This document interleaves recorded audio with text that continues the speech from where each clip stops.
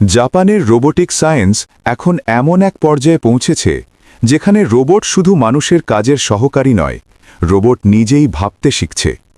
জাপানের কিছু কম পরিচিত গবেষণাগারে এমন রোবট তৈরি করা হয়েছে যারা মানুষের চোখের নড়াচড়া, মুখের অভিব্যক্তি এবং কণ্ঠস্বরের ভেতরের আবেগ পর্যন্ত বিশ্লেষণ করতে পারে।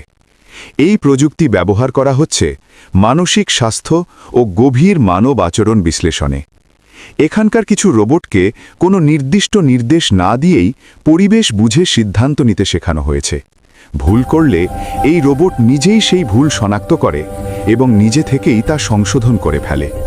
এই প্রযুক্তিকে বলা হয় স্বয়ং সংশোধনশীল কৃত্রিম বুদ্ধিমত্তা। জাপানের কিছু শহরে পরীক্ষামূলকভাবে রাতে সম্পূর্ণ রোবট নিয়ন্ত্রিত ব্যবস্থা চালু করা হয়েছে। মাটি আর বাতাস বিশ্লেষণ করে রোবট আগেই বুঝে ফসলের ভবিষ্যৎ। মানুষ ছাড়াই চাষাবাদ সম্পন্ন করছে রোবট। রোবটকে শেখানো হচ্ছে নৈতিকতা আর মানবিক সিদ্ধান্ত। কখন সিদ্ধান্ত নেবে রোবট আর কখন মানুষ, সেটাও শেখানো হচ্ছে। জাপান রোবট পাঠাচ্ছে মহাকাশেও।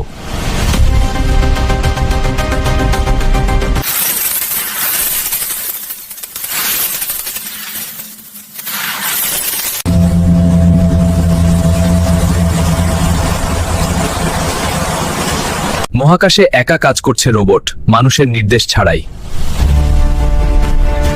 নিজেরাই তথ্য সংগ্রহ করে পৃথিবীতে পাঠাচ্ছে তারা। মহাকাশে একা কাজ করছে রোবট, মানুষের নির্দেশ ছাড়াই। রোবট এখন শিশুদের বন্ধু। ক্লাসরুমে রোবট পড়াচ্ছে নতুন প্রজন্মকে। ভবিষ্যৎ নিয়ে মানুষের সাথে বৈঠক করছে রোবট। রোবটই দেখাচ্ছে আগামী দিনের শহরের নকশা। ট্রাফিক থেকে নিরাপত্তা, সবই রোবটের হাতে। পরিবহন ব্যবস্থাও সম্পূর্ণ স্বয়ংক্রিয়। এমন এক শহর যেখানে মানুষ প্রায় অদৃশ্য।